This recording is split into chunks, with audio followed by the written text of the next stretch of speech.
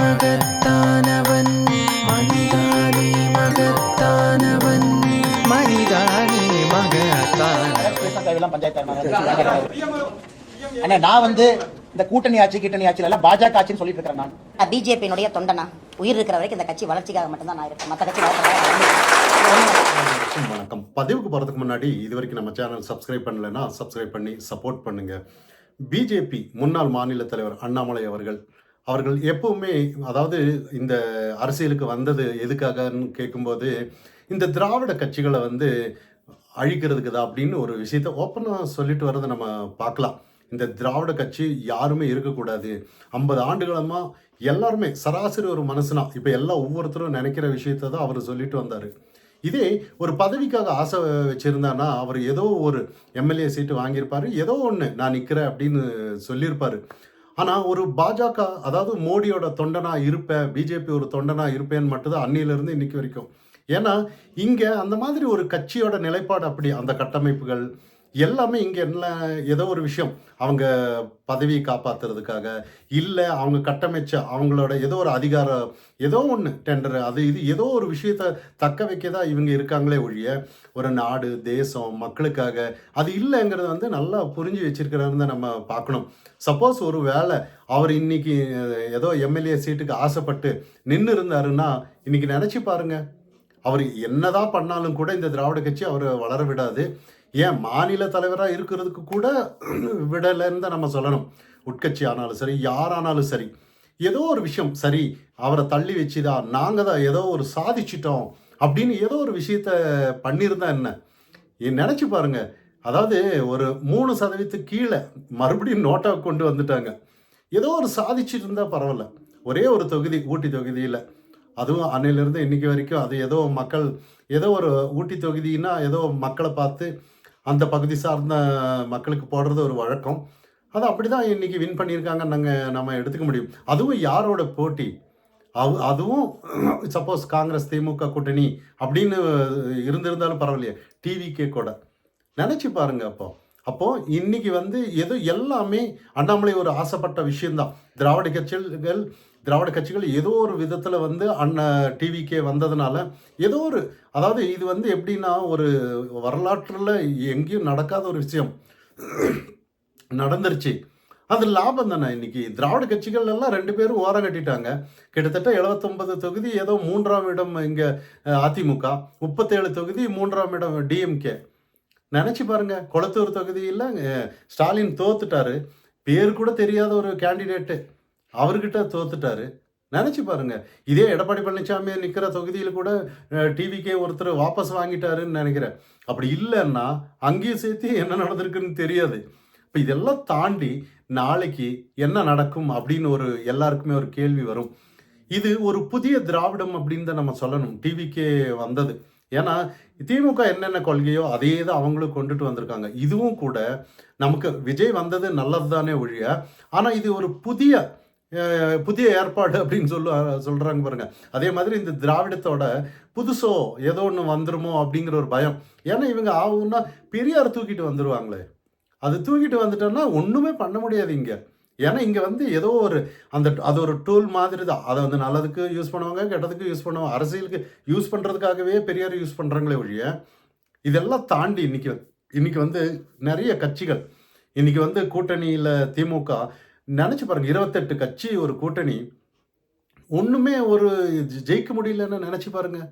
எந்த அளவுக்கு இந்த கட்டமைப்பு மக்கள் எதிர்ப்பு எந்த அளவுக்கு இருந்திருக்குன்னு பாருங்கள். இன்னொரு விஷயம் என்னென்னா, பாஜக தொண்டர்களும் கூட இன்னைக்கு அதிமுக தொண்டர்களும் கூட உண்மையிலேயே அவங்க கட்சிக்கு போட்டிருக்காங்களாங்கிறது ஒரு சந்தேகம் தான். ஏன்னா ஒரு புள்ளி விவரத்தை எடுத்து பார்த்தோன்னா அப்படி தான் எல்லாருக்குமே ஒரு டவுட் வரும். பாஜக ஏன்னா ஒரு யங்ஸ்டர்ஸ் எல்லாம் இப்போ நிறைய ஒரு மாறுதல் வேணும்னு அந்த அளவுக்கு ஒரு புரிதலோட ஓட்டு போட்டிருக்காங்க. அதனால தான் விஜய் அவர்கள் வந்திருக்கிறாரு. அதே தான் அண்ணாமலை கூட இன்னைக்கு ஒரு விஷயம் பாருங்கள். அண்ணாமலை அவர்கள் எந்த பதவியும் வேணான்னு சொன்னாலும் கூட அவரோட மவுஸ் இன்னும் குறையல. அவர் தலைவராக தான் இன்னும் இருந்துட்டு இருக்கிறாரு. அவருக்கு எந்த ஒரு பதவி இல்லை, எந்த ஒரு முக்கியத்துவமும் கட்சி கொடுக்கல. ஆனாலும் கூட அவர் பின்னாடி அந்த அளவுக்கு மக்கள் இருந்துட்டு இருக்காங்க. இதுக்கு முன்னாடி நிறைய பேர் அண்ணாமலை ஆதரவாளர்கள் எல்லாம் கட்சி ஏடிஎம்கே எப்படி டிஎம்கே எப்படி எல்லாமே பொது வெளியில் ஒருத்தர் வந்து நல்ல பாஜக தொண்டர்களே ஒரு கருத்து சொல்கிறாங்கன்னா யோசிக்காமல் சொல்ல இருக்க மாட்டாங்க.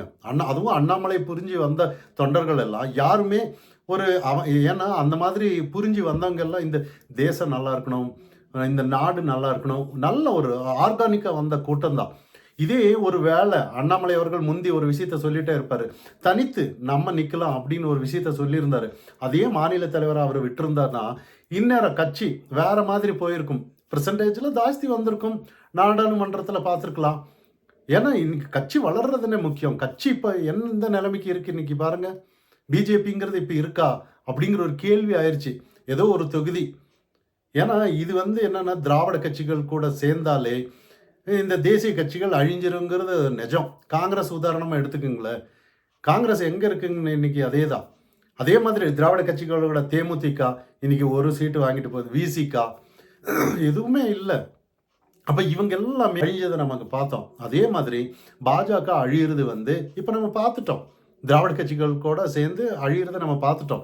இதுக்கப்புறம் என்ன செய்வாங்கங்கிற எல்லாருக்குமே ஒரு கேள்விக்குறி. அண்ணாமலை அவர்கள் டைரெக்டாக ஒரு டைம் கேட்டிருக்கிறதா சில செய்திகள், அதாவது மோடி கிட்ட வந்து பேச வேண்டும் அப்படின்னு சொல்லி டைம் கேட்டிருக்கிறதா சில செய்திகள். ஆனால் இதுக்கு முன்னாடியே தெரிஞ்சிருக்கு, அண்ணாமலை அவர்கள் அத்தனை ரிப்போர்ட்டும் அமித்ஷா மோடி கிட்ட சொல்லியிருக்காங்க.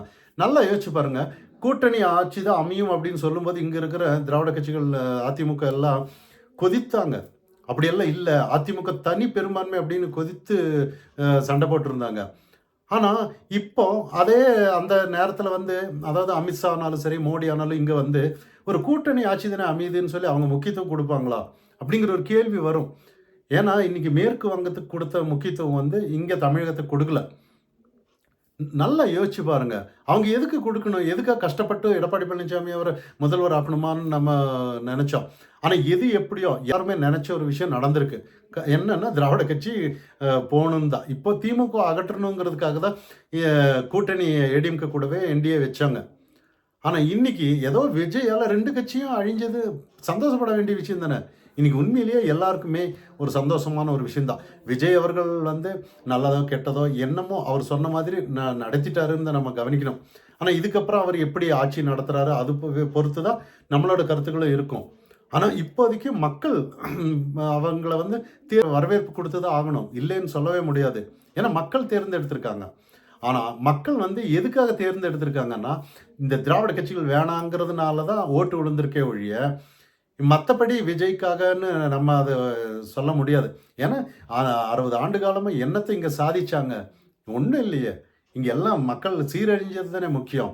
இதெல்லாம் தாண்டி அண்ணாமலைக்கு வந்து இதுக்கப்புறம் வந்து வேற மாதிரி ரோல் வரும். அண்ணாமலை வந்து கூப்பிட்டு வச்சு அவருக்கு பதவி கொடுப்பாங்க பார்த்துக்குங்க. அதுக்கப்புறம் வந்து எல்லாமே யங்ஸ்டர்ஸ் தான் இருப்பாங்க. இப்போ இருக்கிற தலைவர்கள் எல்லாம் யாரும் இருக்க முடியாது, அப்படி இருக்கவும் முடியாது. அண்ணாமலை கேட்குற ஒரே கண்டிஷன் என்னன்னா, மோடி கிட்ட இல்லை அமித்ஷா கிட்ட என்னை சுதந்திரமாக விட்டேன்னா கட்சி நான் வளர்ப்பேன், எந்த கட்சி சமரசமோ எதுவுமே இருக்கக்கூடாது, நான் கட்சியை வளர்த்து காட்டுறேன் அப்படிங்கிற ஒரே எண்ணத்தினால தான் அண்ணாமலை அவர்கள் இதுக்கப்புறம் அவரோட நகர்வெல்லாம் இருக்குமே ஒழிய மற்றபடி இங்கே ஏதோ இவங்க இப்படி சொல்லிடுவாங்க அவங்க இப்படி சொல்லிடுவாங்கங்கிற எதுவுமே இங்கே இருக்காதுங்கிறது தான் என்னோட கருத்து. பிடிச்சிருந்தா லைக் பண்ணுங்க.